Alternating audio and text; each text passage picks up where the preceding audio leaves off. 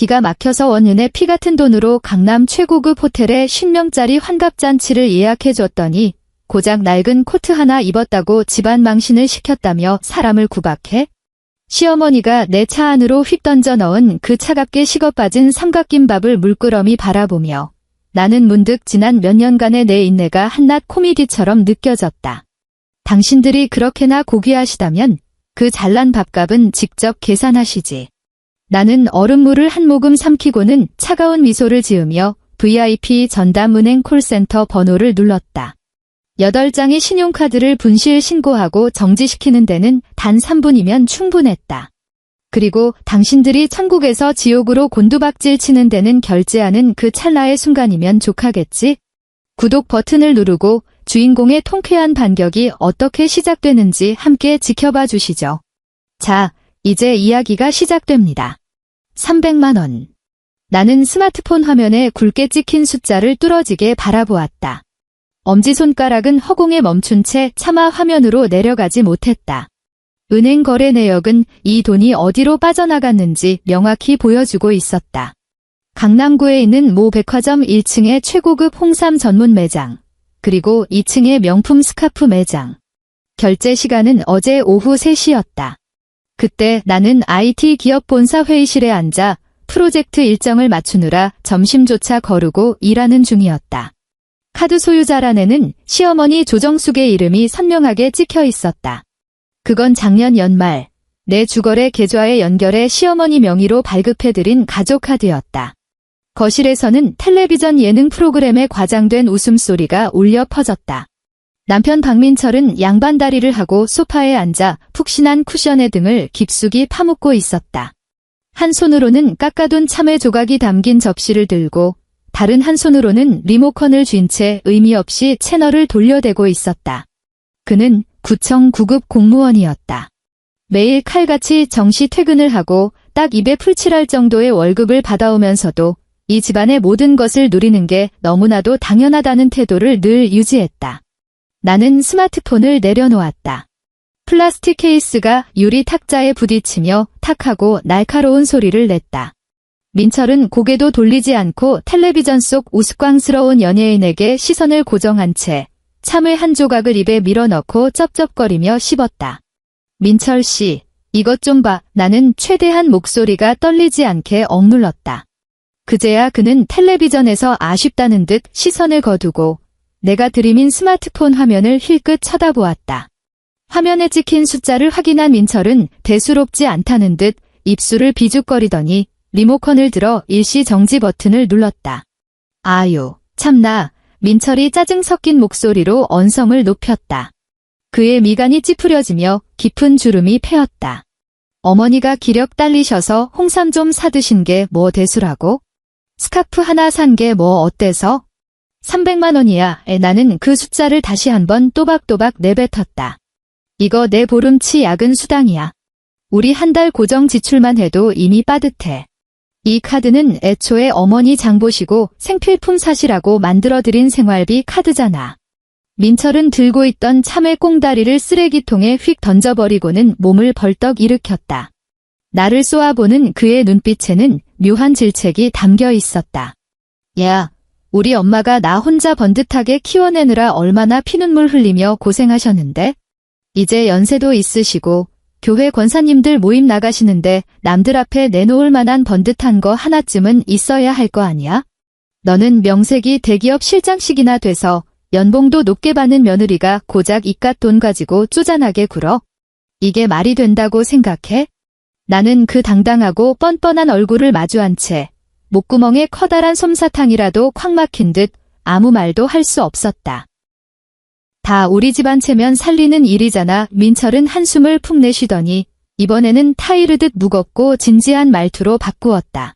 남의 집며느리들은 알아서 시어머니한테 명품 가방도 척척 사다 바친다던데.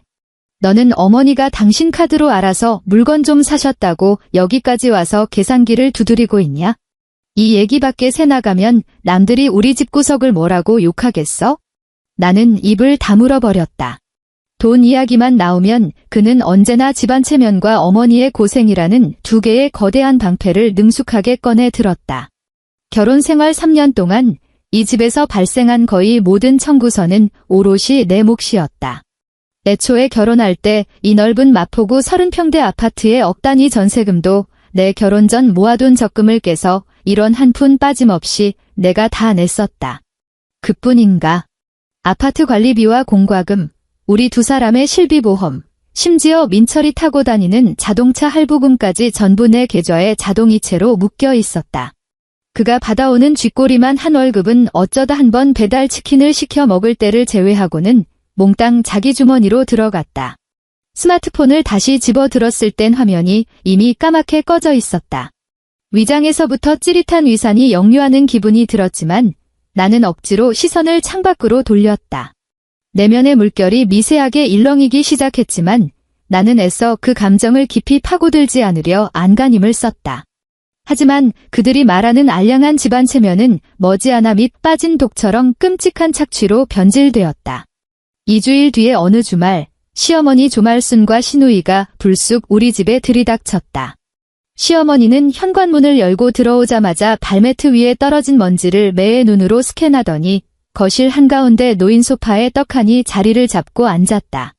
시누이는 인사도 없이 곧장 주방으로 직진해 냉장고 문을 열고 자기가 좋아하는 과일 주스가 있는지부터 뒤적거렸다. 저녁 식사 시간, 식탁 위에는 밑반찬 몇 접시가 놓여 있었다. 시어머니는 숟가락으로 자기 몫의 국을 푹푹 휘저으며 쇠숟가락이 도자기 그릇에 부딪히는 쨍그랑 소리를 날카롭게 냈다. 그녀가 먼저 젓가락을 들고 나서야 민철이 밥그릇을 들었고 나도 조심스레 젓가락을 쥐었다. 다음 달이 내 환갑인 거 알지? 시어머니가 불쑥 입을 열었다. 큰 목소리는 아니었지만 쥐죽은 듯 조용한 주방에서는 그 한마디가 유난히 또렷하게 울려 퍼졌다. 젓가락을 쥐고 있던 내 손이 허공에서 흠칫 멈췄다. 지난달에 우리 교회 박 집사가 환갑잔치를 했잖니. 시어머니가 코웃음을 치며 나와 민철을 번갈아 훑어보았다. 그 집 치과의사 며느리가 글쎄 강남에서 제일 잘나가는 5성급 호텔 연회장을 통째로 빌렸지 뭐냐. 어휴, 그 으리으리한 식구들 배포며 차림새며 교회 사람들이 다들 배가 아파서 어쩔 줄을 몰라 하더라니까. 시어머니는 치켜뜬 눈으로 나를 뚫어지게 응시했다. 지훈아, 우리 집 친척들의 교회 식구들까지 다 끌어모으면 아무리 적게 잡아도 10명은 좋게 넘는다.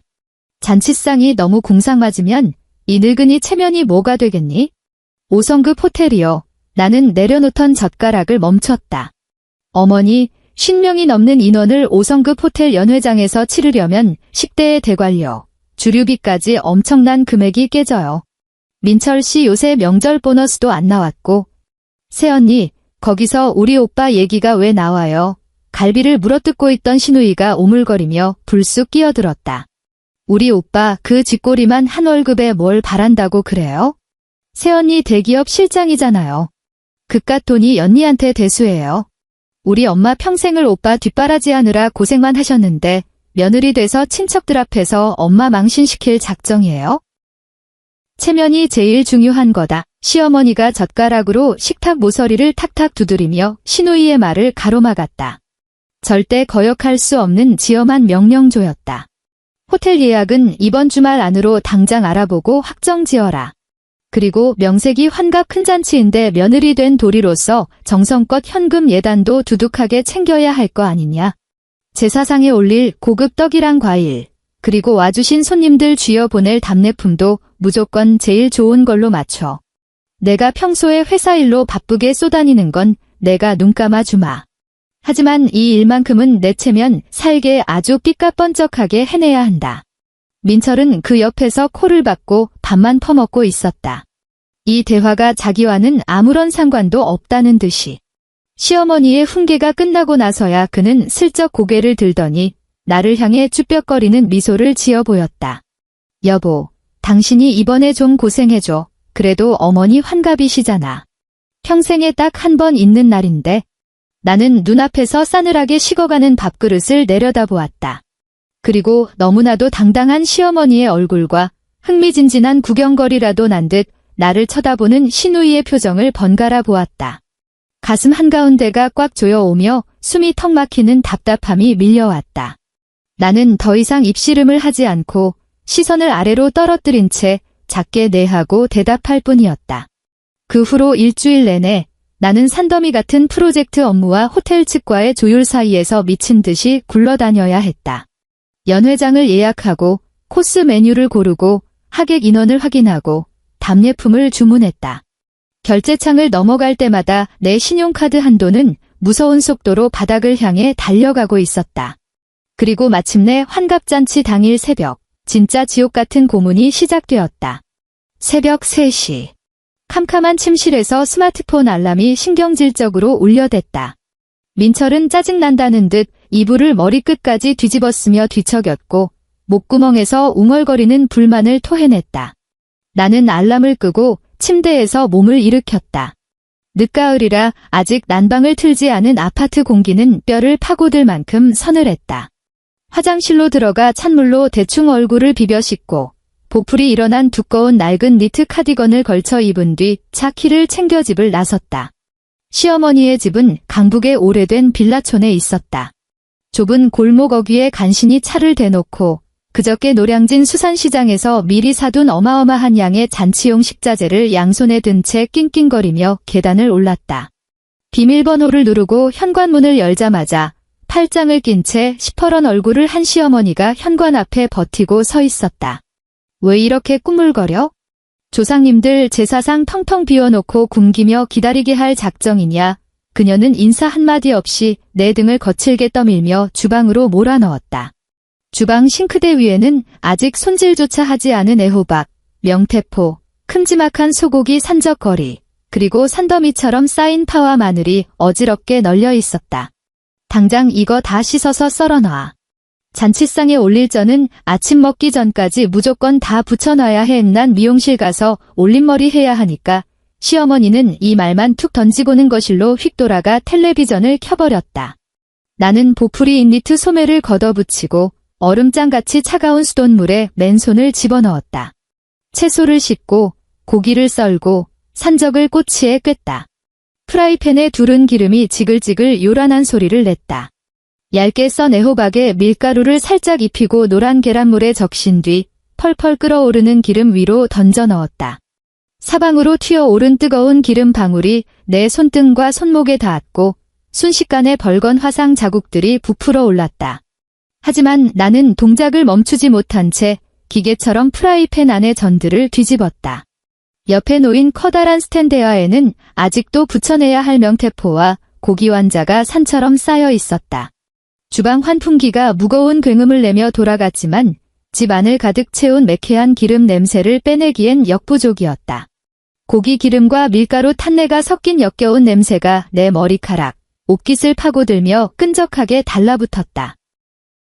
시어머니는 중간중간 주방 입구로 걸어와 마치 감시관처럼 작업 진행 상황을 꼬치꼬치 검열했다. 색깔이 왜 이렇게 거무튀튀해? 친척들한테 숯덩이를 먹일 셈이야? 탄 것들 다 빼서 다시 붙여 약간 거뭇하게 구워진 전들을 삿대질하며 그녀가 앙칼지게 쏘아붙였다. 나는 그 전들을 옆에 둔 빈 쟁반으로 빼내고 처음부터 다시 밀가루를 묻혀 프라이팬에 올렸다. 장장 4시간 동안 한자리에 서서 전을 붙여내다 보니 허리 아래가 묵직한 돌덩이에 짓눌린 것처럼 뻐근해져 도저히 허리를 펼 수가 없었다.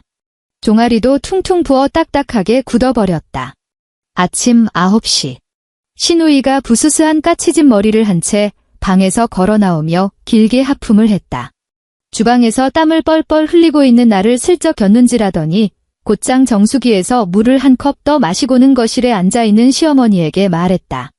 엄마, 미용실 예약 시간 다 됐어. 지금 나가야 해. 알았다. 알았어. 시어머니가 자리에서 털썩 일어나 온매무시를 가다듬었다. 지훈아, 주방 싹 다 치워놓고. 부친 전들은 제기에 예쁘게 담아서 절대 부서지지 않게 잘 가져와라. 이따가 늦지 않게 호텔로 바로 와. 현관문이 쾅 하고 닫혔다. 나는 난장판이 된 주방에 홀로 남겨졌다.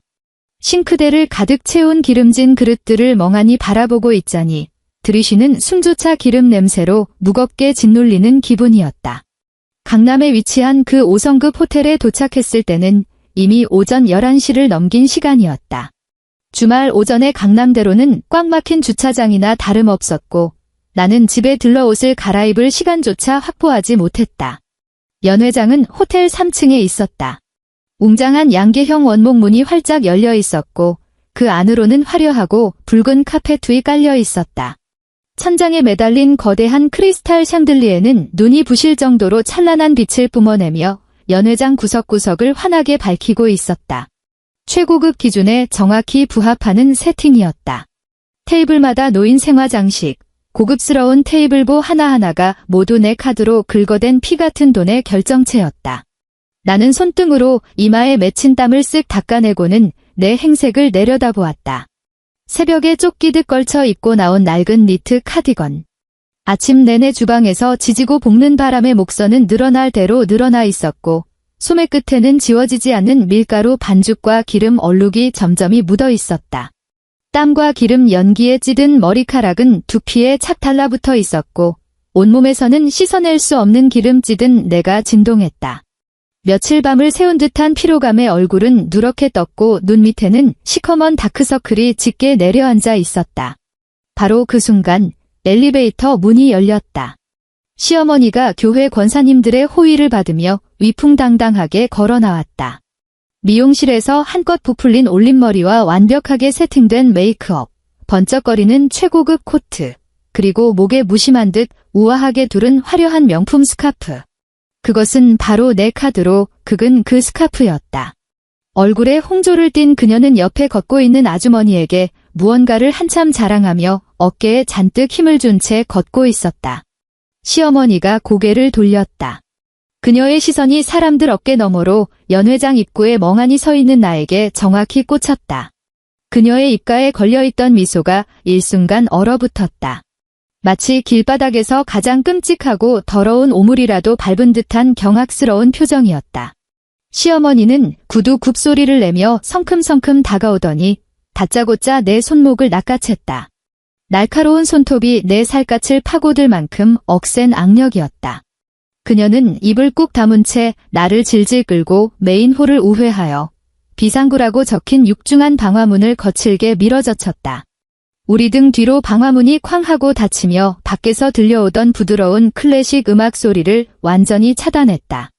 서늘한 시멘트벽으로 둘러싸인 좁은 계단실에는 오직 우리 두 사람의 거친 숨소리만 맴돌았다. 너 미쳤어? 시어머니가 목소리를 꾹 눌러 낮추더니 마치 꼬리를 밟힌 야수처럼 내게 으르렁거렸다. 내 환갑잔치에 그따위 거지발사계 같은 꼴로 와? 너 이 호텔에 동냥하러 왔니? 그녀는 위아래로 내 몰골을 훑어보며 숨기지 않은 혐오와 경멸을 쏟아냈다. 어머니, 저 새벽 3시부터 주방에서 잔치상에 올릴 전 부치느라 여태 한숨도 못 돌렸어요. 피로에 찌들어 덜덜 떨리는 목소리로 나는 간신히 변명을 쥐어짜냈다. 호텔 쪽 식순이랑 명단 미리 체크해야 해서 집에 들러서 옷 갈아입을 시간조차 없었어요. 입 다물어 시어머니가 말을 싹둑 자르며 내 코앞까지 손가락을 들이밀었다. 내 꼴을 좀 봐. 온몸에서 구질구질한 빈티에 고기 누린 내가 진동을 하잖아. 너 지금 우리 교회 식구들 앞에서 나 망신당하는 꼴 보고 싶어서 환장했니? 어디서 저런 거지 같은 며느리를 들였다고 사람들한테 손가락질받게 할 작정이야? 창피해서 죽겠네, 진짜. 기가 막혀서 원. 나는 그녀가 격하게 몸을 흔들 때마다 펄럭이는 그 값비싼 명품 스카프를 물끄러미 바라보았다. 갑자기 귀에서 날카로운 이명이 울리며 아주 짧은 순간 세상의 모든 소리가 차단되었다. 나는 아무 말도 하지 않았다. 잘 들어, 시어머니는 내 옷깃에 닿은 손이 부정이라도 탄 양 털어내며 한 걸음 뒤로 물러섰다. 오늘 넌 연 회장 안에 발도 들일 생각 마라. 꼴 보기 싫으니까 당장 지하주차장에나 처박혀 있어. 내 귀한 손님들 눈에 그 지저분한 면상 절대 띄게 하지 말고. 바로 그때 비상구 문이 끼익 하고 열렸다. 머리에 헤어스프레이를 떡칠해 올백으로 넘기고 깔끔한 정장 차림을 한 민철이 들어왔다. 밖에서부터 새어나온 소란을 듣고 찾아온 게 분명했다. 나는 그를 쳐다보았다. 내 남편. 매달 내가 번 돈으로 자동차 할부금을 대납해주고 보험료를 내주고 카드값을 메꿔주는 내 남편.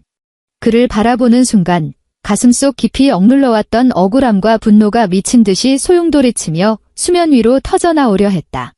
나는 나를 다독였다. 그래도 남편이니까 이 모든 비용을 대고 뼈 빠지게 고생한 내 공로를 알아서라도 내 편을 들어주겠지. 민철은 노발대발하는 시어머니의 얼굴을 힐끗 보더니 이내 시선을 돌려 기름때가 덕지덕지 묻은 내 낡은 옷과 헝클어진 머리를 2초간 빤히 응시했다. 그가 미간을 찌푸리며 무거운 한숨을 내쉬었다. 여보, 당신 오늘 진짜 꼴이 말이 아니다. 텅 빈 계단실에 쩌렁쩌렁 울리는 민철의 목소리였다. 이런 번듯한 자리에 당신이 그 차림으로 나서면 어머니 얼굴에 먹칠하는 거야? 당신은 일단 차에 내려가서 좀 쉬어. 잔치 다 끝나면 우리가 알아서 연락할 테니까. 내 안에서 버티고 있던 마지막 일말의 기대감이 뾰족한 바늘에 찔린 풍선처럼 터져버리며 흔적도 없이 사라졌다. 시어머니는 들고 있던 가죽 가방을 뒤적거리더니 무언가를 끄집어냈다. 그리고는 길가의 유기견에게 적선이라도 하듯 나를 향해 힘껏 집어 던졌다. 그 물건은 내 가슴팍을 퍽 치고 굴러떨어져 차가운 시멘트 바닥에 나뒹굴었다. 편의점에서 대충 사온 삼각김밥이었다. 이거라도 들고 가서 차 안에서 까먹고 있어라. 우리 집안이 며느리 밥 굶긴다는 소리 듣기 싫으니까 시어머니는 콧방귀를 끼며 목에 두른 스카프를 우아하게 매만졌다. 그러고는 획 돌아서서 비상구 문을 밀고 나갔다. 민철 역시 뒤도 한 번 돌아보지 않은 채 어머니의 뒤를 졸졸 따라 나섰다. 무거운 방화문이 유압기의 힘에 의해 스르륵 닫히며 쾅하고 둔탁한 파열음을 냈다. 나는 어두침침한 비상구 계단에 홀로 남겨졌다. 바닥에 뒹굴고 있는 저 차갑게 식어빠진 삼각김밥을 멍하니 내려다보았다. 비닐 포장지가 비상구의 희미한 조명 아래서 창백하게 번쩍였다. 지하 주차장의 공기는 퀴퀴하고 스산했다. 나는 운전석에 앉아 시동도 켜지 않은 채 가만히 있었다. 앞 유리창 너머로는 생기없는 회색빛 기둥들만 끝없이 늘어서 있었다. 주차장 깊숙한 곳이라 스마트폰 신호조차 잘 잡히지 않아 내비게이션 화면은 무한 로딩 중이었다. 나는 찌그러진 삼각김밥을 손에 쥐고 내려다보았다. 비닐 포장지 겉면에는 차가운 습기가 맺혀 있었고 밥알은 돌덩이처럼 딱딱하게 굳어버린 지 오래였다. 3층 연회장에서 울려 퍼지고 있을 사람들의 왁자지껄한 웃음소리가, 와인잔이 부딪히는 경쾌한 소리가, 그리고 사람들 앞에서 대기업 실장 며느리가 얼마나 효부인지 자랑스럽게 떠벌리고 있을 시어머니의 목소리가 귓가에 환청처럼 맴돌았다. 수면 아래서 일렁이던 기포는 이제 잘게 부서지는 수준을 넘어 걷잡을 수 없이 펄펄 끓어오르고 있었다. 지난 3년간의 모든 대화, 뇌리에 박힌 모든 장면이 주마등처럼 눈앞을 스치고 지나갔다. 당연하다는 듯 내 지갑을 털어대던 그 뻔뻔한 요구들, 집안 체면이라는 그럴듯한 포장지 속에 숨겨진 끝없는 착취, 그리고 내가 며느리로서 부족한 건 아닌지 끊임없이 스스로를 검열하게 만들었던 그 소름 끼치는 가스라이팅까지. 나는 울지 않았다. 오랫동안 서 있느라 허리가 끊어질 듯 아파오고 손등에 튄 화상 자국이 화끈거리며 열을 뿜어내고 있었지만 단 한 방울의 눈물도 흘리지 않았다. 나는 손에 쥐고 있던 돌덩이 같은 삼각김밥을 조수석 바닥에 툭 던져버렸다. 그리고 컵홀더에 꽂혀있던 아이스 아메리카노를 집어들었다. 얼음이 녹아 미지근해지긴 했지만 뚜껑을 열고 고개를 젖힌 뒤 반 컵을 단숨에 벌컥벌컥 들이켰다. 쌉싸름하고 차가운 액체가 식도를 타고 위장으로 쏟아져 내리며 온몸이 부르르 떨렸다. 하지만 그 서늘한 감각이 오히려 뇌를 씻어낸 듯 내 정신을 그 어느 때보다 날카롭고 또렷하게 만들어 주었다. 오랜 시간 내 눈을 가리고 있던 단란한 가정이라는 그 알량한 필터가 이 순간 완벽하게 산산조각 나버렸다. 나는 다 마신 플라스틱 컵을 우그러뜨려 뒷좌석으로 던져버렸다. 빠지직거리는 소리가 유난히 크게 울렸다. 스마트폰을 꺼냈다. 연회장 예약 확인 문자들이 길게 늘어서 있었지만 나는 그걸 무시하고 곧바로 VIP 전용 은행 콜센터 번호를 터치했다. 신호음이 딱 한 번 울리자마자 전담 상담원이 전화를 받았다. 안녕하십니까? 최지윤 고객님. 무엇을 도와드릴까요? 수화기 너머로 프로페셔널하고 상냥한 목소리가 들려왔다. 제 명의로 발급된 가족카드 전부 분실 신고하고 즉각 정지 처리해주세요. 내 목소리는 내가 듣기에도 소름 돋을 만큼 차분하고 건조했다. 단 1mm의 떨림도 망설임도 없었다. 네, 최지윤 고객님. 현재 시스템상 고객님 명의에 연결된 가족카드는 총 8장이며 조말순 고객님과 전부 정지해주세요. 지금 당장 효력 발생하게요. 추후에 어떤 형태로든 복구 신청은 받지 마시고요. 알겠습니다. 즉시 처리해드렸습니다. 혹시 새 카드로 재발급해서 배송해드릴까요? 재발급 필요 없습니다. 그냥 그 카드들의 권한 자체를 영구 말소해주세요. 네, 처리가 완료되었습니다. 추가로 도와드릴 업무가 있으신가요? 나는 화면을 쓸어넘겨 자동이체 내역 창을 띄웠다. 제 계좌에 연결된 자동이체 항목들 싹 다 조회해주세요. 거기서 박민철 명의로 떨어져 나가는 자동차 할부금, 실비보험 2건, 그리고 끝자리가 732번인 신용카드 결제, 대금 자동이체까지. 전부 지금 당장 취소해주세요. 고객님, 해당 자동이체를 일괄 취소하실 경우 상대방에게 연체 기록이 발생할 수 있습니다. 그래도 진행하시겠습니까? 네, 확정합니다. 최대한 빨리 처리해주세요. 전화를 끊고 나자 스마트폰은 기본 배경 화면으로 돌아갔다. 지하 주차장의 칙칙한 조명이 내 무표정한 얼굴을 비췄다. 나는 길게 심호흡을 했다. 폐부 깊숙한 곳까지 시원하고 신선한 공기가 훅 밀려 들어오는 기분이었다. 내 어깨를 짓누르던 그 허상뿐인 체면이라는 족쇄가 이 전화 몇 통으로 산산이 부서져 내렸다. 나는 자동차 엔진을 걸었다. 텅 빈 지하 주차장 안에서 엔진 배기음이 묵직하게 울려 퍼졌다.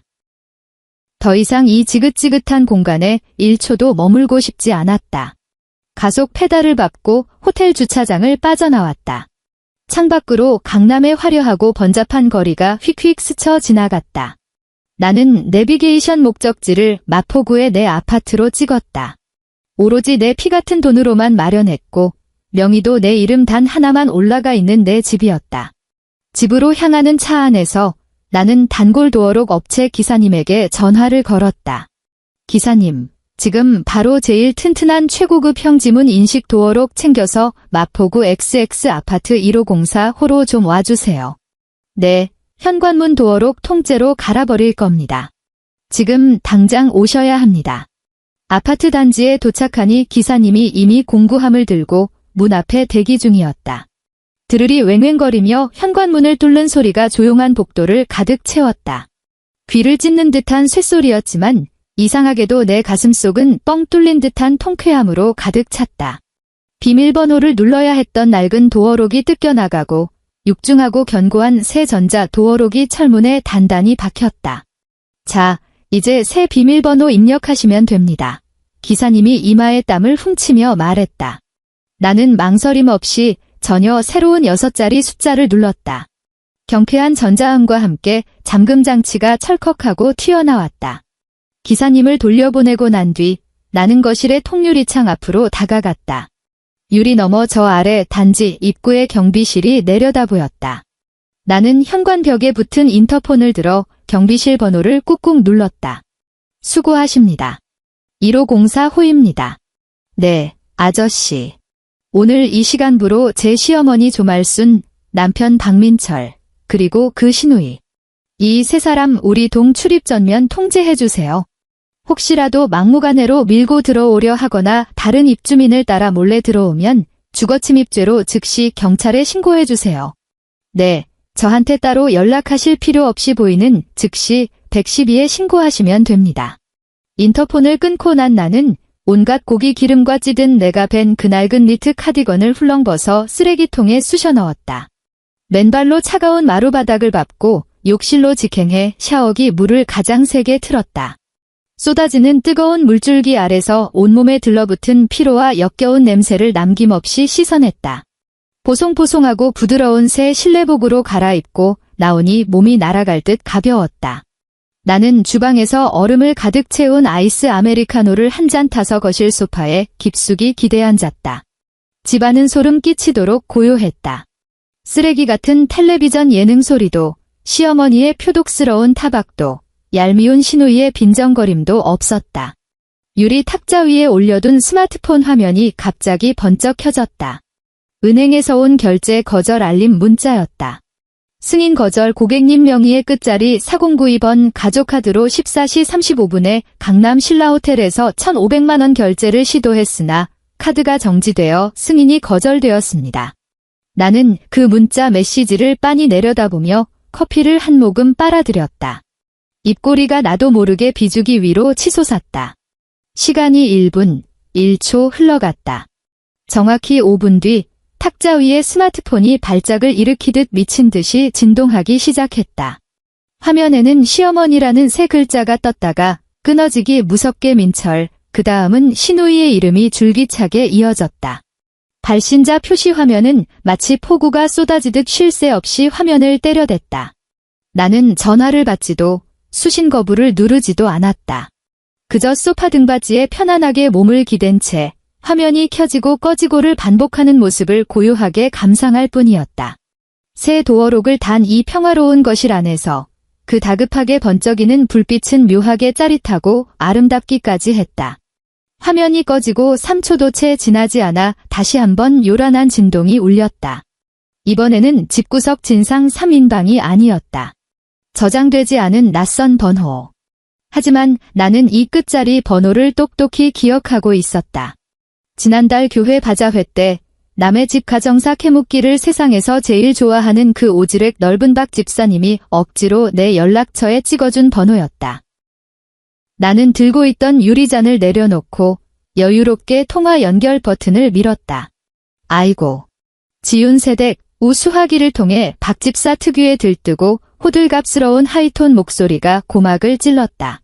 그녀는 안부 인사 따위는 집어치우고 다짜고짜 본론부터 들이밀었다. 새댁 지금 어디야?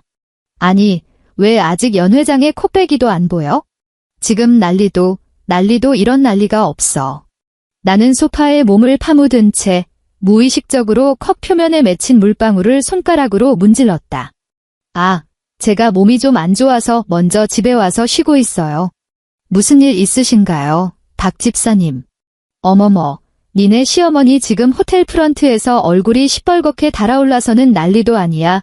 박 집사가 목소리를 한껏 낮춰 속삭였지만 스마트폰을 일부러 멀리 떼어놓고 있는 게 분명했다. 배경으로 웅성거리는 사람들의 소음이 아주 생생하게 들려왔기 때문이다. 나는 아무 대답 없이 그저 가만히 듣고만 있었다. 고객님, 여기서 이러시면 곤란합니다. 목소리 좀 낮춰주십시오. 억지로 전문적인 태도를 유지하려 하지만 명백히 싸늘하고 단호한 남자의 목소리가 들렸다. 호텔 지배인인 듯 했다. 주신 카드 3장 모두 한도 초과가 아니라 거래 정지 상태로 나옵니다. 1,500만 원이 한두 푼도 아니고 만약 다른 결제 수단을 제시하지 못하신다면 저희 호텔 규정상 관할 경찰서에 신고할 수밖에 없습니다. 그럴 리가 없어. 이놈의 기계가 단단히 고장난 게 틀림없다고 시어머니의 날카로운 고함이 스마트폰 스피커를 찢을 듯이 울려 퍼졌다. 심지어 끄트미 삑사리가 날 정도였다. 우리 며느리가 대기업 실장이야. 연봉이 얼마나 높은데. 그깟 밥값 하나 못 낼 줄 알아? 당장 다른 기계로 가져와. 빨리 다시 긁어봐. 고객님, 벌써 단말기를 3대나 바꿔서 결제해봤습니다. 결과는 똑같다고요. 지배인도 이제 인내심이 바닥난 듯 했다. 그 최지훈이라는 고객님께서 지금 이쪽으로 오실 수 있습니까? 아니면 직접 연락하셔서 계좌 이체라도 부탁하시죠. 야, 박민철, 시어머니의 목소리가 살짝 멀어졌다. 고개를 돌려 등 뒤에 있는 아들에게 소리치는 게 분명했다. 너 멍하니 서서 뭐해? 내 카드 꺼내서 당장 계산해. 내 애미가 무전 취식하는 사기꾼 취급받는 꼴을 보고만 있을 거야? 아주 짧은 정적이 흘렀다. 이어서 남편 민철이 잔뜩 주눅 들어 더듬거리는 목소리가 들려왔다. 어머니 제 월급 통장에 지금 8만 원밖에 없어요. 이번 달 자동차 할부금도 아직 안 빠져나가서 돈이 없단 말이에요. 그 말이 떨어지기가 무섭게 배경에서는 도저히 참을 수 없다는 듯 수군거리는 소리가 와일와일 터져나왔다. 평소 시어머니와 앙숙이던 교회 이 권사님의 목소리가 똑똑히 들렸다. 모든 사람이 다 들으라는 듯 아주 쩌렁쩌렁한 성량이었다. 어머머, 기가 막혀서 원 아까 잔치상에서는 며느리 카드로 명품을 턱턱 긁고 다닌다고 자기가 얼마나 복받은 노인네인지 동네방네 떠벌리더니 어째 지금은 그깟 밥값 하나 못 내서 쩔쩔맨담. 겉만 아주 번지르르하게 빼입었지 속은 텅텅 빈 깡통이었네 그려. 입 닥쳐. 시어머니가 길길이 날뛰며 악을 썼다. 지운 세댁 다 들었어. 박 집사가 얼른 스마트폰을 다시 입가로 가져왔다. 고소해 죽겠다는 기색을 숨기지도 못한 말투였다. 지금 시어머니가 시누이 닥달해서 친척들한테 돈 빌려달라고 전화 돌리고 난리도 아니야. 시누이는 호텔 로비에서 엉엉 울다가 하이힐 굽까지 삐끗했다니까. 세댁네 집안 폭삭 망하기라도 했어? 급하면 우리 치과의사 며느리한테 말해서 융통 좀 해줄까? 괜찮습니다. 박 집사님. 신경 써주셔서 감사합니다. 나는 무미건조한 목소리로 그녀의 말을 뚝 잘랐다. 제가 지금 바쁜 일이 있어서 이만 끊을게요. 그녀가 뭐라 더 떠들기도 전에 나는 통화 종료 버튼을 눌러버렸다. 내친 김에 그녀의 번호도 수신 차단 목록에 넣어버렸다. 나는 스마트폰을 유리 탁자 위에 툭 던졌다. 컵에 담긴 물은 이미 차갑게 식어 있었지만 나는 잔을 들어 홀짝홀짝 마셨다. 차가운 물이 식도를 타고 흘러내리며 아침 내내 주방에서 지지고 볶느라 목구멍에 들러붙어 있던 기름 찌든 내를 조용히 씻어내 주었다.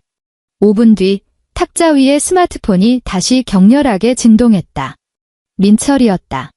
나는 화면에서 요란하게 깜빡이는 그의 이름을 빤히 내려다보았다.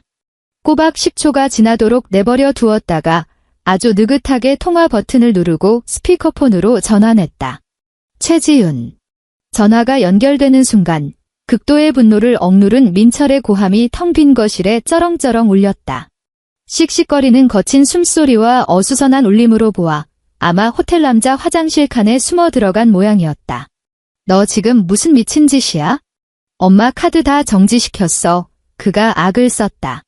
한마디 한마디가 온통 원망과 질책이었다.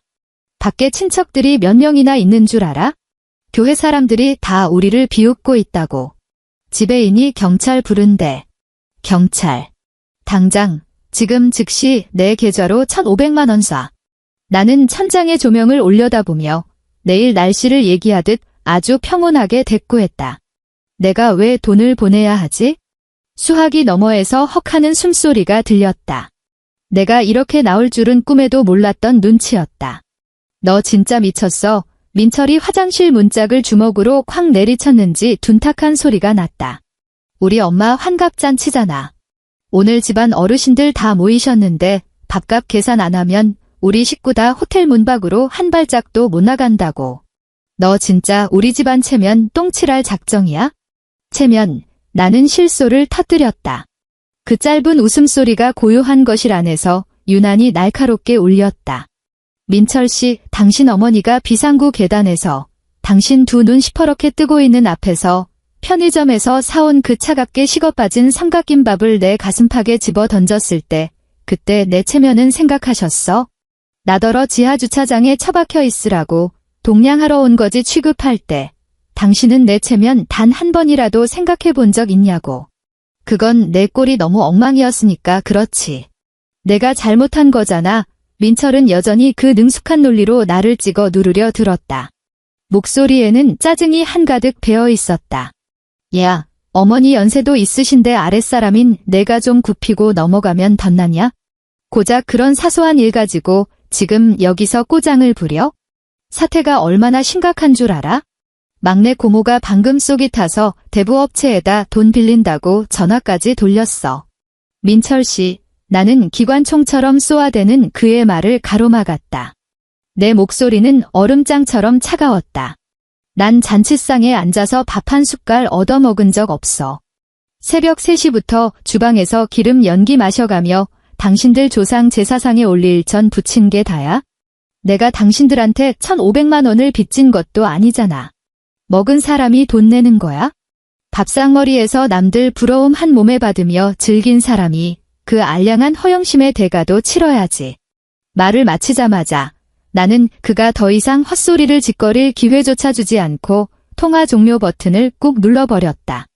이번에는 아예 전원까지 꺼버린 뒤 스마트폰을 소파 구석 틈새로 깊숙이 던져 넣었다. 자리에서 일어나 통유리창 앞으로 다가갔다. 마포구의 야경이 하나둘 불을 밝히기 시작했다. 왕복 8차선 도로 위를 달리는 차들의 불빛이 모여 붉고 하얀 빛의 강물을 이루고 있었다. 나는 한참을 서서 두 다리에 전해지는 참으로 오랜만에 홀가분함을 온전히 만끽했다. 3년이었다. 매일 퇴근하고 집에 돌아오면 내 두 다리는 쉴 틈도 없이 주방으로, 진공청소기 앞으로, 그리고 끝없이 쏟아지는 청구서 더미를 결제해야 하는 컴퓨터 앞으로 쳇바퀴 돌듯 바쁘게 움직여야만 했다. 하지만 지금은 그저 이렇게 서서 평온하게 창밖만 바라보면 그만이었다. 밤 11시. 현관 밖에서 엘리베이터 문이 열리는 소리가 났다. 이어서 몹시 다급하고 무거운 발소리가 우르르 몰려왔다. 도어록 비밀번호 입력 오류를 알리는 날카로운 경고음이 두꺼운 철문을 뚫고 들어왔다. 곧바로 문짝을 미친 듯이 쾅쾅 두드리는 소리가 이어졌다. 나는 소파에서 일어나 현관으로 걸어가 벽에 붙은 비디오폰 화면을 켰다. 광각 카메라를 통해 문밖의 상황이 일그러진 화면으로 고스란히 비쳤다. 시어머니 조정숙이 머리를 산발한 채 맨 앞에 서 있었다. 그 비싼 명품 스카프는 어디다 팔아먹었는지 보이지 않았고 고급 코트에는 먼지가 허옇게 묻어 있었다. 그녀는 두 손바닥으로 현관문을 피가 나도록 두들겨 패고 있었고 안면 근육은 극도의 분노와 굴욕감으로 흉측하게 일그러져 있었다. 민철은 그 뒤에 서서 넥타이가 삐딱하게 풀린 채 재킷을 팔에 걸치고 신경질적으로 도어록 번호판을 꾹꾹 눌러대고 있었다. 신우이는 복도 벽에 기대어 굽높은 하이힐을 벗어던지고는 얼음장 같은 타일 바닥에 맨발로 서서 엉엉 울며 무어라 쉴 새 없이 불평을 늘어놓고 있었다. 나는 통화 버튼을 눌렀다. 최지윤, 스피커에서 미세한 잡음이 들리자마자 시어머니가 카메라 렌즈 앞까지 얼굴을 바짝 들이밀었다. 시뻘겋게 핏발이 선 눈은 당장이라도 사람을 씹어 먹을 듯했다. 이 독사 같은 년. 당장 문 안 열어? 내년이 감히 도어록 비번을 바꿔? 여긴 내 집이야. 내 아들이 사는 집이라고. 나는 화면 가득 들이찬 그 일그러진 얼굴을 똑바로 마주보며 감정 한 톨 없는 목소리로 쏘아붙였다. 어머니, 단단히 착각하셨나 본데요. 이 집 등기부등본에 제 이름 최지윤석 자만 올라가 있어요. 전세 계약서도 저 혼자 쓴 거고요. 이곳은 단 한 번도 당신들 집인 적 없었습니다. 개소리 마. 시어머니가 현관문 발굽을 거칠게 걷어차며 쾅 하는 굉음을 냈다. 우리 집 장남이야. 결혼했으면 마누라 재산도 다 남편 차지인 거 몰라? 내가 감히 이 야밤에 시어미를 문전박대해? 너 오늘 밤 우리가 무슨 꼴을 당했는지 알기나 해? 막내 고모가 사채업자한테 신체 포기 각서라도 쓸 기세로 차용증에 지장 찍고 나서야 겨우 밥값을 막았어. 내 체면이 아주 시궁창에 처박혔다고. 당장 문 열어. 들어가서 내년 주둥아리를 쫙 찢어버릴 테니까. 민철이 어머니를 밀쳐내고 하면 앞으로 바짝 다가왔다. 그는 크게 심호흡을 하더니 평소처럼 좋은 게 좋은 거라며 눈치고 넘어가는 위선적인 가면을 뒤집었었다. 여보. 지윤아, 당신 오늘 진짜 선계 심하게 넘었어. 어머니 호텔 로비에서 혈압 올라서 119 구급대원한테 응급처치받고 쓰러지실 뻔했어. 막내 고모 맞선 자리도 파투 났고. 당신 아무리 화가 났어도 이만하면 분 풀릴 만큼 풀렸잖아. 빨리 문 열어. 옆집 사람들 다 듣겠다. 일단 들어와서 어머니한테 죄송하다고 빌고. 일은 우리끼리 집에서 문 닫고 차분히 얘기하자. 박민철, 내 말길 못 알아들어. 나는 화면 속 그 나약하고 이기적인 수컷을 노려보았다.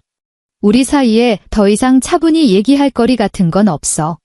당신 짐은 싹 다 박스에 싸서 내일 강북에 있는 당신 어머니 빌라로 택배 붙일 테니까 그리 알아. 새언니, 신우이가 벽 쪽에서 득달같이 달려오더니 화면을 향해 빽소리를 질렀다. 언니가 뭔데 우리 집에서 나가라 말아야. 아무리 그래도 그렇지.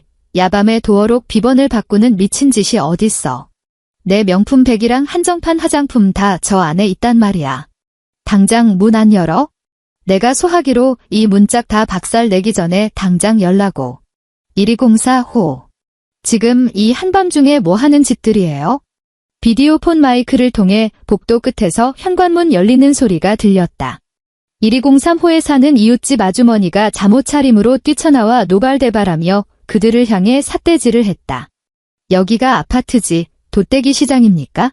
남의 집 문짝을 부서져라 두드리는 게 말이 돼요?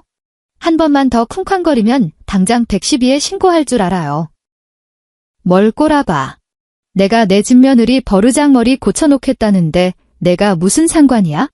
썩 내 집구석으로 꺼지지 못해 독이 바짝 오른 시어머니는 몸을 획 돌려 이웃집 아주머니를 향해 악다구니를 퍼부었다. 나는 밖에서 벌어지는 한편의 막장 드라마를 서늘한 눈으로 구경하다가 비디오폰 하단에 있는 경비실 호출 버튼을 꾹 눌렀다. 수고하십니다. 아저씨. 1204호입니다.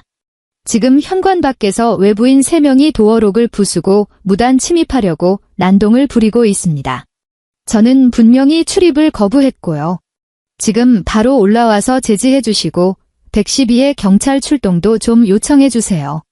3분도 채 지나지 않아 엘리베이터 문이 열렸다.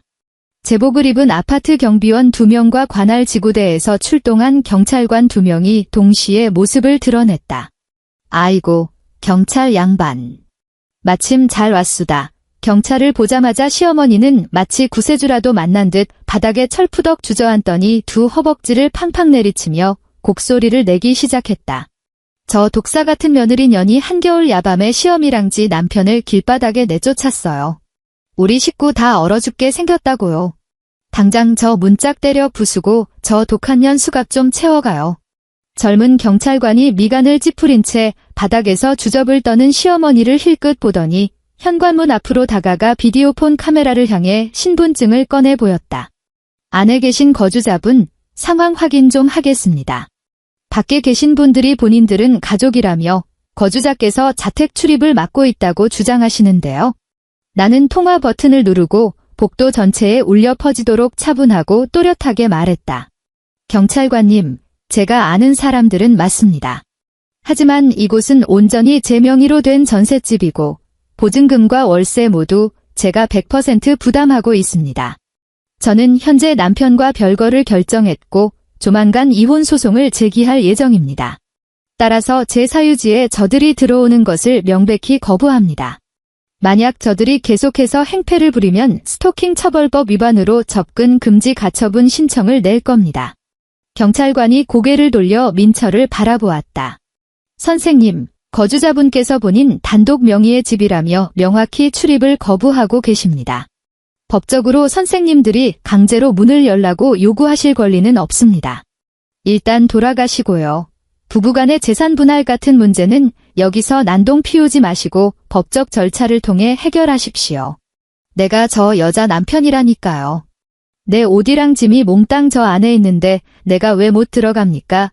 민철은 얼굴이 시뻘겋게 달아오른 채 경찰관의 멱살이라도 잡을 듯이 덤벼들었으나 곁에 있던 경비원에게 엄격하게 제지당했다. 선생님, 과격한 행동하지 마십시오. 계속 이런 식으로 남의 집문 부수려 들고 고성방가하시면 업무방해 및 경범죄 처벌법 위반으로 지구대까지 동행하셔야 합니다. 경찰의 목소리에 무서운 경고가 담겼다. 시어머니의 통곡 소리가 칼로 무자르듯 뚝 끊겼다. 그녀는 얼음장처럼 차가운 경찰의 얼굴과 굳게 닫힌 현관문을 번갈아 보더니 기고만장하던 눈동자에 비로소 현실적인 공포가 서리기 시작했다. 잔뜩 겁먹은 시누이는 슬금슬금 뒷걸음질을 치며 민철의 옷자락을 잡아당겼다.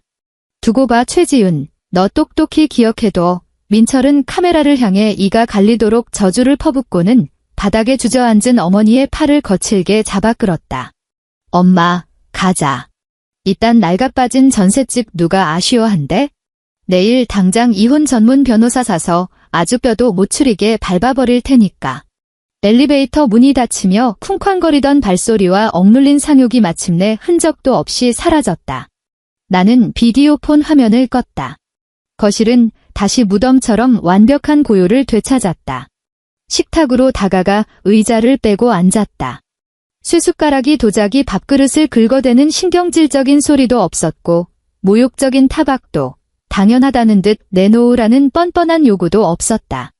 나는 눈을 감고 기름때 하나 묻지 않은 청량하고 맑은 공기를 폐부 깊숙이 들이마셨다.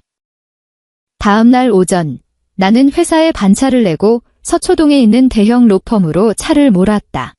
나를 맞이한 사람은 이혼 소송만 20년을 넘게 다뤄온 베테랑 대표 변호사였다. 대표실은 에어컨 돌아가는 미세한 소리와 종이 넘기는 소리만 들릴 정도로 정숙했다. 나는 미리 준비해온 두툼한 서류철을 책상 너머로 쓱 밀어주었다. 변호사님, 이혼 소송 진행해 주세요. 그리고 남편 측의 재산 분할 청구권은 포기하도록 만들 겁니다. 나는 의자 등받이에 편하게 기대 앉으며 건조하게 말했다. 변호사는 안경을 치켜올리고 서류철에서 자료를 빼냈다. 거기에는 장장 3년치에 달하는 내 은행 거래 내역서, 신용카드 결제 명세서, 전세금 송금 확인증, 그리고 시가 식구들 몫으로 빠져나간 온갖 자동이체 내역서 사본이 빼곡하게 담겨 있었다. 최지윤 고객님, 서류를 대충 훑어봤습니다만 변호사는 매우 빠른 속도로 페이지를 넘기며 내가 형광펜으로 칠해둔 핵심 숫자들을 매의 눈으로 스캔했다. 이 마포구 전셋집 보증금은 결혼 전 고객님 단독 계좌에서 전액 지출된 것으로 자금 출처가 너무나 명확합니다. 박민철 씨는 기여도를 주장할 근거가 전혀 없으니 재산 분할 대상에서 완벽하게 제외됩니다. 이 부분은 다툴 여지조차 없군요. 그는 두툼한 가족카드 결제 명세서 뭉치를 따로 빼내더니 흥미롭다는 듯 한쪽 눈썹을 까딱였다. 그런데 이 가족카드 사용 내역은 강남백화점 최고급 홍삼 세트, 명품 스카프, 몇 달째 이어지는 파인다이닝 결제 건들. 이건 시어머니의 단순한 생활비 보조 차원을 훨씬 넘어선 명백한 낭비성 지출이군요. 전부 시어머니 조정숙 씨가 긁은 겁니다. 내가 차갑게 덧붙였다. 이거 아주 재밌어지겠는데요. 변호사가 펜을 들어 서류에 동그라미를 쳤다. 법적으로 가족카드를 발급해줬다고 해서 명의자의 재산을 무한정 탕진해도 좋다는 뜻은 아닙니다. 우리는 시어머니 조정숙 씨를 상대로 부당이득 반환 청구 소송을 병합해서 지난 3년간 악의적으로 축낸 카드 대금을 전액 토해내게 만들 겁니다. 아울러 남편 박민철 씨가 혼인 기간 내내 경제적 부양 의무를 방기한 점을 물어 위자료 청구도 강하게 밀어붙일 수 있습니다. 그 인간이 이혼 합의서에 군말 없이 도장을 찍게 만들 수 있을까요? 내가 물었다. 현재 남편분의 재정 상태를 보아하니 우리가 가압류 신청을 걸어서 그쪽 명의로 된 쥐꼬리만 한 월급 통장 하나만 묶어버려도 그쪽은 우리와 장기전을 버틸 자본이 없습니다. 변호사가 서류철을 덮고 나를 쳐다보았다. 이혼 소장과 가압류 결정문. 어디로 송달해 드릴까요? 서울시 마포구청 행정지원과요. 나는 변호사의 눈을 똑바로 응시하며 한 글자 한 글자 힘주어 말했다. 내일 오후 2시. 제일 사람 많은 업무 시간에. 법원 송달관이 구청 사무실로 직접 찾아가서 박민철 본인 책상 위에 확실하게 전달하게 해주세요. 변호사는 잠시 흠칫하더니 이내 피도 눈물도 없는 완벽한 프로의 미소를 지어 보였다. 알겠습니다. 아주 구청 전체에 소문이 쫙 퍼지도록 요란하고 확실하게 송달해 드리죠. 이틀 뒤 오후. 나는 회사 회의실에 앉아 다음 분기 프로젝트 예산안을 꼼꼼히 검토하고 있었다. 책상 위에 엎어둔 스마트폰이 갑자기 진동하기 시작했다. 역시나 발신자 정보가 없는 낯선 번호였지만 나는 안 봐도 누군지 알 수 있었다. 본부장에게 눈짓을 하고 스마트폰을 들고 회의실 밖으로 나왔다. 인적이 드문 복도 끝으로 가서 통화 버튼을 눌렀다. 수화기 너머로 들려온 것은 더 이상 오만방자한 고함이 아니었다. 극도의 공포와 무너진 멘탈이 뒤섞인 헐떡거림이었다. 최지윤 너 진짜 내 인생 박살낼 작정이야. 민철의 목소리는 사시나무 떨리듯 파들파들 떨리고 있었다. 우문거리는 울림으로 보아 텅 빈 비상구 계단에라도 처박혀 있는 모양이었다. 나는 대꾸 없이 그저 가만히 들어주었다. 법원 집행관이 서류 들고 온 사람이 구청 사무실 안으로 불쑥 쳐들어왔다고 그는 기어이 울먹이며 횡설수설 하소연을 쏟아냈다. 과장님이 다 보는 앞에서 서류에 부당이득 반환이랑 재산 가압류가 대문짝만하게 찍혀 있었어. 과장님이 나 따로 불러서 30분을 넘게 쌍욕을 퍼부었다고. 명색이 공무원이란 놈이 어떻게 이런 지저분한 경제사범 짓거리로 얽히냐면서. 내 이번 승진 심사 완전히 끝장났어. 다 끝났다고. 그건 내 사정이고 박민철, 나는 남의 이야기를 듣듯 한없이 싸늘하게 대꾸했다. 여보, 지훈아. 내가 이렇게 싹싹 빌게 제발 소송 좀 취하해주면 안 될까? 민철은 알량한 자존심 따위 개나 줘버린 채 매달렸다. 전화기 너머로 허리를 굽히고 굽신거리는 우스꽝스러운 몰골이 눈앞에 그려졌다. 엄마도 법원 출석 요구서 받고 까무러치셨어. 게다가 대부업체 놈들이 어제 엄마 옛날 집에 찾아와서 빚 갚으라며 현관문에 새빨간 레커를 칠해놓고 갔어. 엄마가 다 자기 잘못이래. 앞으론 절대 카드 함부로 안 긁겠다고 하셨어. 넌 우리 식구를 이렇게 법원에 고소해놓고 전세금 보증금도 1원 한 푼 안 나눠주면 나더러 어디서 살라는 거야? 내 차도 캐피탈 할부금 밀렸다고 오늘 아침에 주차장에서 강제로 끌고 가버렸어. 나 출근할 교통수단조차 없다고. 민철 씨, 나는 아주 담담하게 그의 이름을 불렀다. 수학이 넘어가 쥐죽은 듯 조용해졌다. 코를 훌쩍이는 거친 숨소리만 들리며 그가 한 줄기 자비심을 기대하고 있음이 느껴졌다. 내 어머니가 남들 다 보는 앞에서 나를 비상구로 내쫓았을 때 내가 나더러 지하주차장에 처박혀서 그 얼음장 같은 삼각김밥이나 씹으라고 했을 때 너희 집구석 인간들 중 단 한 명이라도 내가 어떻게 살아갈지 배려한 적 있었어? 나는 창밖에 눈부신 빌딩 숲을 응시하며 선을 그었다. 지금 이 시간부로 내 변호사가 거는 전화 말고는 나한테 절대 연락하지 마. 한 번만 더 연락하면 관할 경찰서에 스토킹으로 접근 금지 가처분 신청할 거니까. 그 말을 끝으로 나는 일말의 미련 없이 통화 종료 버튼을 눌렀다. 그리고 이 번호 역시 영구 차단 목록에 쳐넣어 버렸다. 시간이 흘러 석 달 뒤 초겨울이 되었다. 서울 가정법원 조정실 밖의 공기는 뼛속까지 스며들 만큼 매서웠다.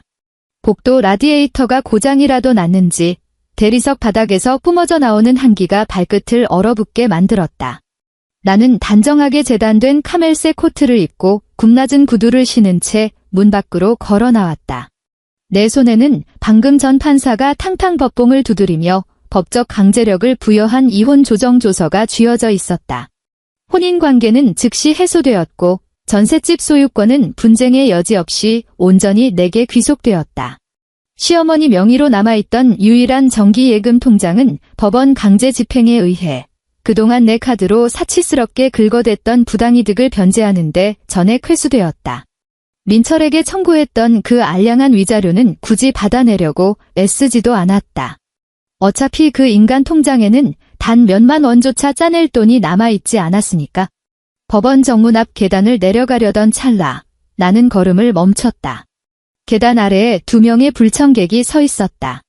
민철은 세탁도 안 한 구겨진 낡은 패딩을 입고 있었고 그 안에 받쳐 입은 셔츠 목깃은 누렇게 때가 찌들어 있었다. 면도도 하지 않아 뺨은 푹 파여 있었으며 온몸에서 패배자와 절망의 기운이 뿜어져 나왔다. 그 옆에 선 시어머니 조정숙 역시 환갑잔치 날에 그 기고만장하던 포스는 온데간데 없었다. 미용실은커녕 빗질도 제대로 안 한 듯 하얗게 센 머리가 헝클어져 있었고 몇 년이나 입었을지 모를 낡은 누빔 점퍼를 칭칭 감고 있었다. 그 비싼 명품 스카프는 당연히 빚을 갚기 위해 처분되었을 것이다. 밖으로 나오는 나를 발견하자마자 시어머니가 미친 듯이 달려들었다. 며느리야. 지훈아, 그녀는 지나가는 사람들이 다 쳐다보는 법원 앞마당이라는 사실도 잊은 채 다리에 힘이 풀려 차가운 시멘트 바닥에 무릎을 꿇고 주저앉아 두 손으로 내 코트 자락을 부여잡으려 안간힘을 썼다. 나는 코트 끝이 닿을세라 한 걸음 뒤로 물러섰다. 지훈아, 한 번만 적선해 다오. 내가 어찌 이리 매몰차게 구니. 시어머니는 주름과 공포로 가득 찬 얼굴을 치켜들며 눈물과 콧물을 쏟아냈다. 그 대부업체 이자가 얼마나 무서운지 아니. 친척들은 매일같이 쳐들어와서 내 코앞에 대고 쌍욕을 해대지. 우리 교회 목사님은 공식적으로 나를 제명시켜버렸어. 권사님들은 날 사람 취급도 안 하고 피해 다녀. 지훈아, 제발 그 전세금에서 아주 조금만 떼어주면 안 되겠니?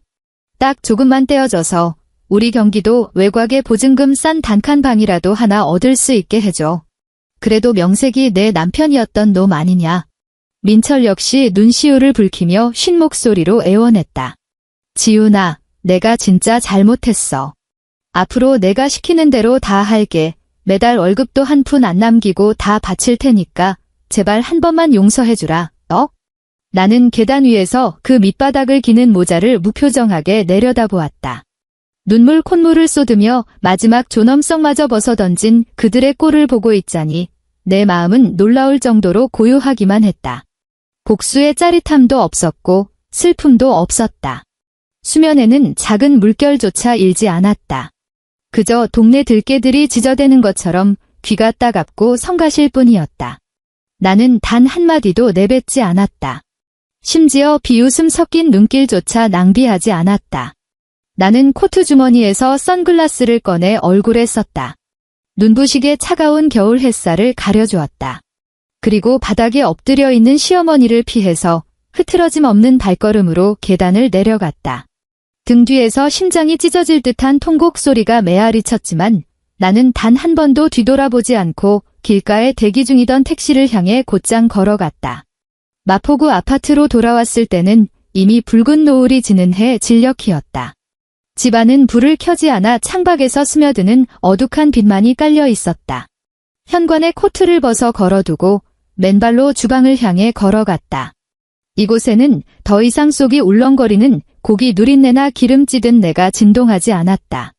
조리대 위는 깔끔했고 산더미 같은 양파와 마늘도 밤새도록 손질해야 할 명태포도 큼지막한 소고기가 덩어리째 담겨있던 불쾌한 스탠데야도 없었다. 나는 싱크대 앞에 서서 수전을 틀었다. 기분 좋게 따뜻한 물이 부드럽게 흘러나왔다. 나는 흐르는 따뜻한 물살에 두 손을 집어넣었다. 손끝에 묻어있지도 않은 찌든 때를 씻어냈다. 나는 고개를 숙여 내 손등을 내려다보았다. 환갑잔치 당일 새벽, 제사상에 올릴 동그랑땡을 뒤집다가 펄펄 끓는 기름 방울에 대어 벌겋게 부풀어 올랐던 그 자리에 크고 붉은 화상 자국이 있었다. 석 달이라는 시간이 지나며 그 붉은 자국은 딱지가 않고 허물이 벗겨져 나갔다. 지금은 그저 주변 피부보다 아주 살짝 옅은 새살이 돋아난 작은 연한 분홍빛 흔적만이 남아있을 뿐이었다.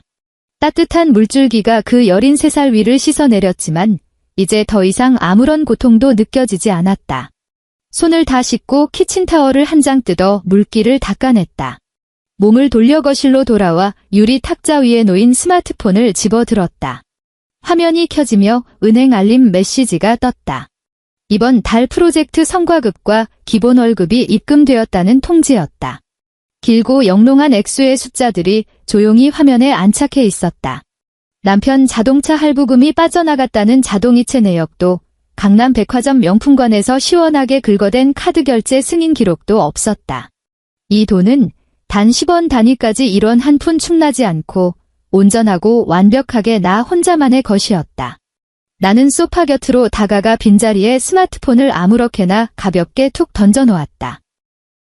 정확히 석 달 전 그 끔찍했던 새벽의 지하주차장에서 냉기에 얼어붙어 돌덩이처럼 굳어버렸던 비닐 포장지 겉면에 차가운 물방울이 맺혀있던 그 차가운 삼각김밥 하나를 나는 지금과 똑같은 손짓으로 내 자동차 조수석 자리에 휙 던져버렸었다. 하지만 지금은 내 차의 그 조수석 자리도 나의 집도 거슬리는 얼룩 하나 없이 완벽하게 청결했다. 불필요한 것들은 단 하나도 남아있지 않았다. 오늘의 이야기는 여기까지입니다. 여러분도 통쾌하게 읽으셨기를 바라며 늘 행복하시길 기원합니다. 다음 이야기에서 다시 뵙겠습니다.